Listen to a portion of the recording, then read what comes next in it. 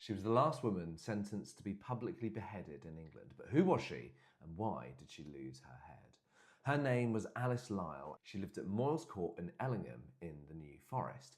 In 1630, she married politician, lawyer John Lisle. John played a part in the trial of King Charles I.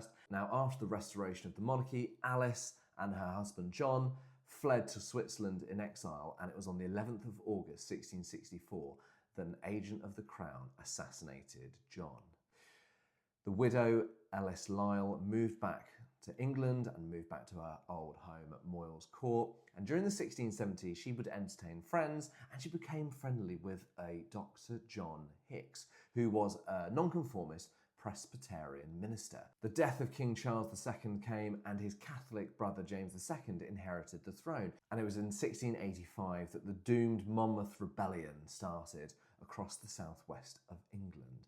Now, at the fateful Battle of Sedgemoor on the 6th of July, Monmouth's forces were decimated and rebels were scattering across the country.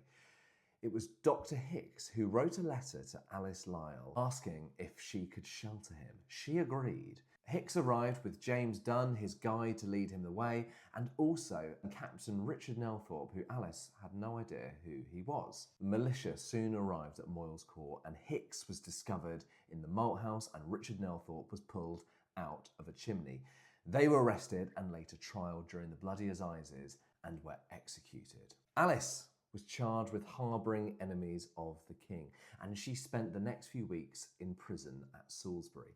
She was then transferred to Winchester, where she faced the first of the Bloody Assizes, led by the infamous hanging Judge Jeffreys. During this trial, Jeffreys pressed the jury to find her guilty. 3 times the jury found Alice innocent, and 3 times Jeffreys didn't accept the verdict. And finally, probably in fear of their own lives, the jury found Alice guilty and initially sentenced to be burnt at the stake. This burning was not carried out, and she was given some form of mercy. She was just to be beheaded. She spent her last night in what is now the Eclipse Inn in Winchester. She walked straight out of the top onto a scaffolding and was beheaded on the 2nd of September 1685, making her the last woman in English history to be judicially publicly beheaded.